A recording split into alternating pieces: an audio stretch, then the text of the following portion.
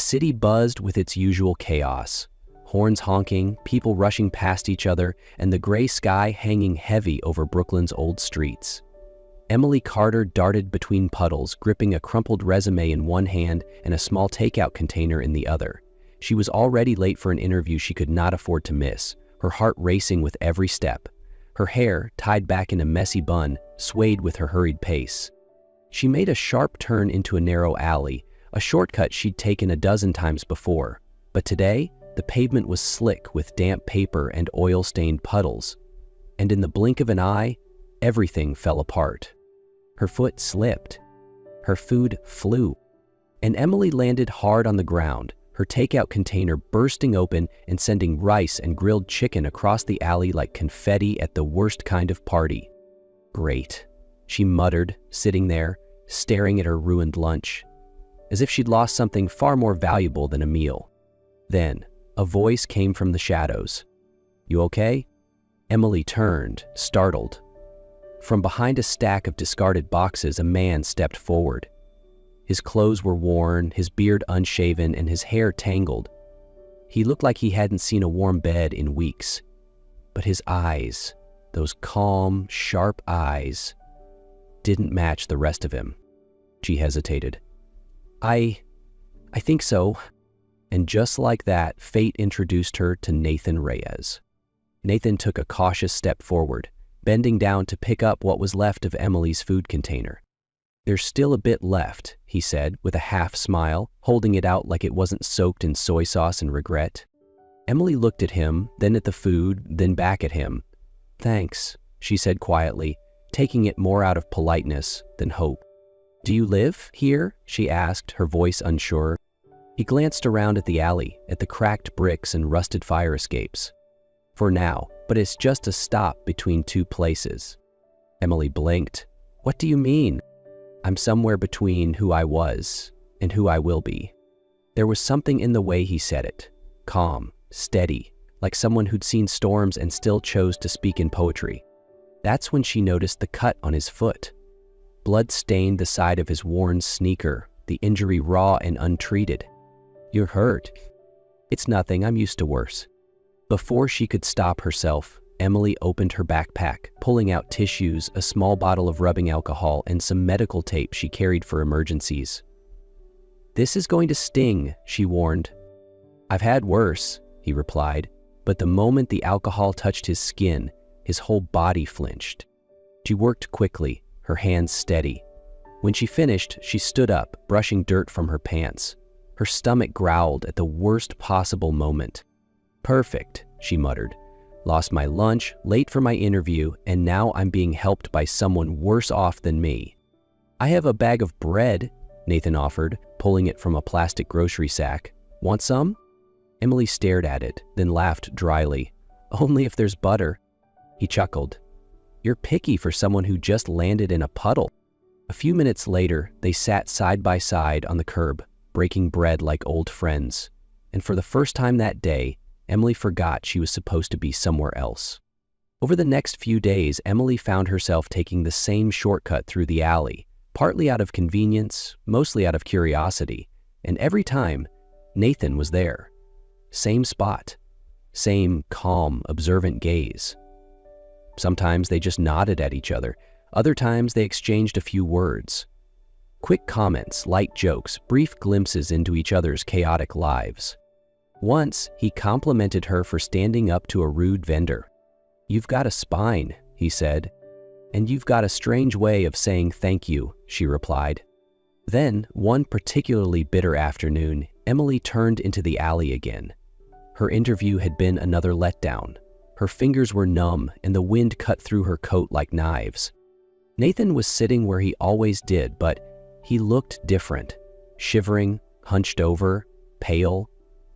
The bandage she'd wrapped days ago was still there, now dirty and barely holding. The wound had worsened. "You still have that thing on?" she asked, kneeling in front of him. He tried to smile. "It's doing its best." "You're shaking." "I'll be fine." But he wasn't. Emily could see it now. He was slipping into something deeper than cold. She stood up, heart pounding, thinking, Her apartment was tiny. The back room barely had space for a bed, but it had a heater, a blanket, a door that locked. "I have a place," she whispered. Nathan looked at her, surprised, uncertain. "It's nothing fancy," she added quickly. "Just a small room, one night. That's all." He hesitated, the pride in his eyes battling the exhaustion in his limbs. Finally, he nodded. She reached out her hand. And as he took it, Emily knew this wasn't just about kindness anymore. It was about something she couldn't name yet, but it had already begun. Emily's apartment was as modest as she had warned. One bedroom, a cramped kitchen, and a back room that doubled as storage. But to Nathan, it might as well have been a palace. He stood in the doorway, eyes scanning the walls with quiet reverence. "Welcome to my castle," Emily said, setting down her keys. "Ignore the mess and the smell. I clean, sometimes." Nathan smiled, then paused in front of a photo on the shelf. A kind-looking woman with silver hair and kind eyes. "Your mother?" "My mom's gone. That's my grandmother. She's in a rehab center in Queens. I visit when I can." He touched the frame gently. "She reminds me of someone I used to know." There was a pause, heavy but unspoken. Emily showed him the back room. "The heater works, sort of. Towels are in the cabinet. You can stay here just for tonight." "Of course," Nathan said, "just for tonight." That night, neither of them slept well. Emily lay awake, listening to the unfamiliar silence of someone else breathing in the next room. Nathan stayed up, staring at the ceiling, feeling further from his past and strangely closer to something he hadn't known he missed. In the morning, the smell of burnt coffee pulled Emily out of bed. She shuffled into the kitchen, rubbing her eyes. "You cooked?" she asked, staring at the pot on the stove. "I tried," Nathan replied sheepishly. "Let's call it breakfast-flavored mush." She took a bite, grimaced. "It tastes like oatmeal without a soul." "I'm practicing." Emily laughed, and so did he. For a brief moment, the apartment felt alive. But even in that comfort, she couldn't ignore the way Nathan moved. The way he held the coffee mug like it was second nature. The way he fixed the flickering kitchen light with nothing but a spoon and a rubber band. "You look different today," she said.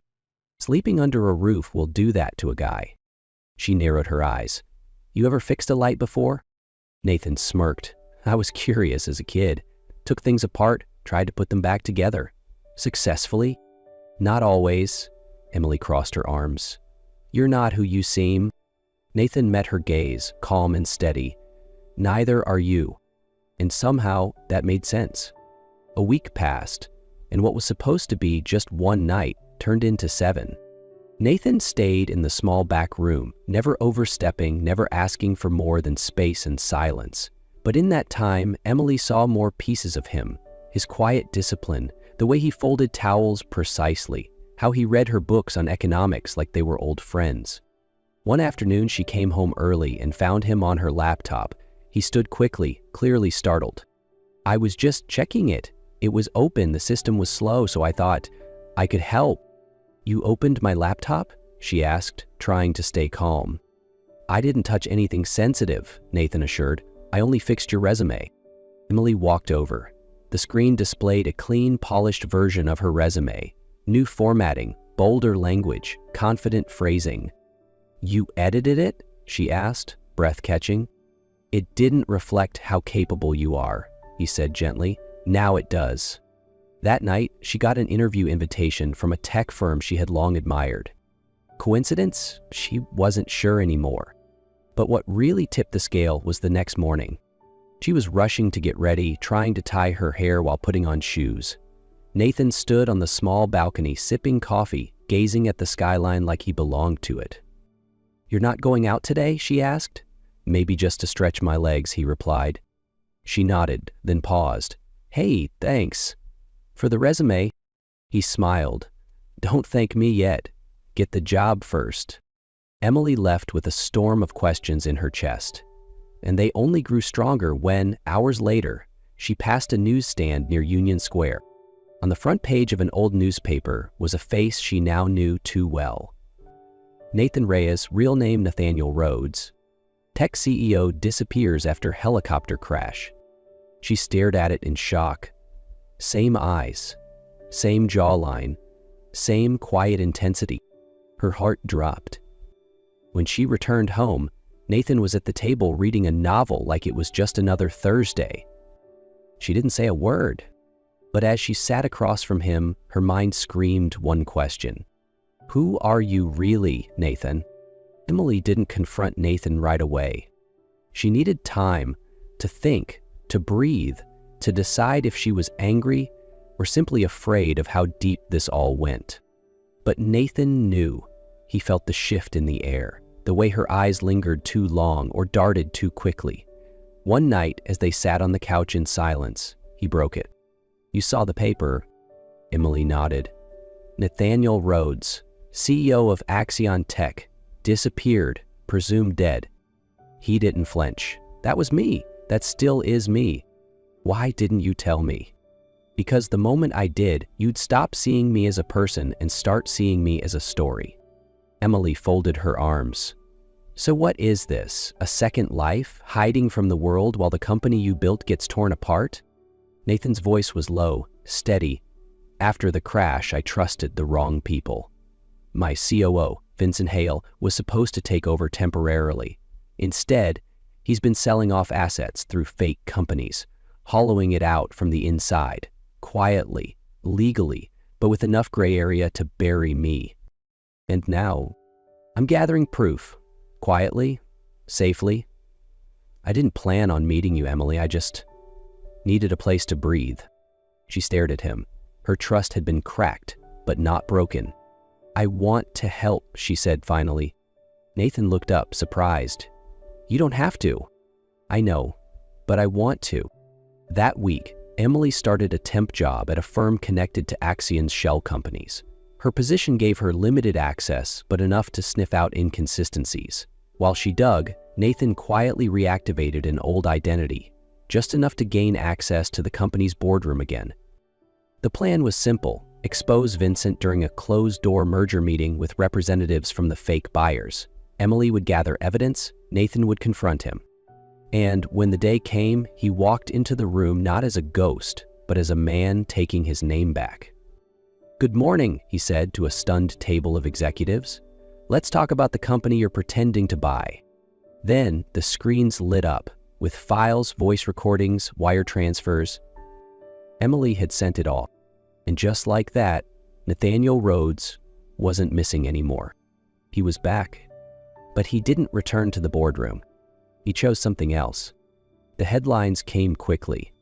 Missing tech CEO returns from the shadows. Whistleblower or fugitive. Action Tech, a new chapter begins. But Nathan didn't care. Not really. He declined all interviews, walked away from the cameras, handed the reins of Everyon Tech to an independent board and disappeared from the skyline of Manhattan. What he built differed, matter more than who he became. A few weeks later, Emily found herself standing in front of a cozy storefront 2 hours north of the city, a quiet town with crooked sidewalks, flower boxes on every window, and the smell of roasted beans in the air. A wooden sign above the door read, Heaven and Hearth. Below it, in smaller letters, coffee, books, second chances. Inside, Nathan stood behind the counter in a flannel shirt and rolled up sleeves, wiping down a glass jar of biscotti. You actually did it, Emily said, stepping inside. He looked up, eyes softening. Took me a while to figure out what I really wanted. She scanned the space. Warm lights, shelves of books, local art on the walls. It was the opposite of everything they had come from. You sure about this? She asked. I don't need skyscrapers anymore. I just need room to breathe and maybe someone to share it with. Emily smiled, her coat still dusted with snow. You hiring? He slid a hand across the counter. Only if you like burnt coffee and questionable playlists. She laughed and took his hand. No contracts, no press releases. Just a table for two, a pot of strong coffee, and a new beginning neither of them had expected, but both had earned. Seasons passed gently in Willow Glen, and with each sunrise the cafe felt more like home. Heaven and Hearth had become more than a place for coffee.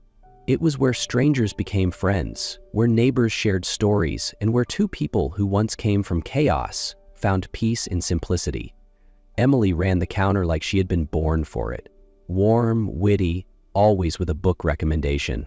Nathan baked pastries that were sometimes too crispy, but always made with care. They laughed, they worked, they built a life from the ground up. There were no boardrooms, no shareholders, just quiet mornings, slow conversations, and the sound of jazz humming from the old radio by the window. Then, one golden afternoon in early spring, as soft sunlight spilled across the porch, Nathan asked Emily to meet him out front.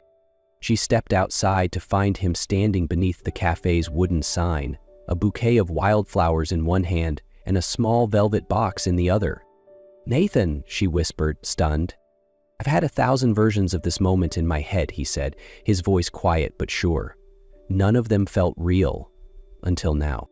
He took a deep breath, then knelt down on one knee.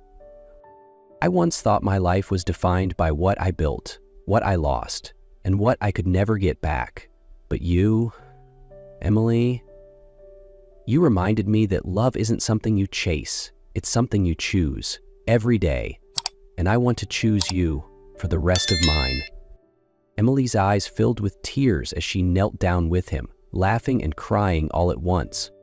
"Nathan," she whispered, voice cracking, "I never needed perfect. I just needed you." Then she grinned through her tears. "You absolute idiot. Of course I'll marry you." They didn't wait for grand plans or a perfect venue. 2 weeks later, surrounded by the cafe's regulars, under fairy lights and the smell of fresh bread, they said their vows on the back patio. Emily wore a simple white dress. Nathan baked the cake himself, lopsided but full of love. And as they danced to an old Ella Fitzgerald tune, the whole town felt like it was clapping along. It wasn't the life either of them had imagined. It was better, because it was theirs.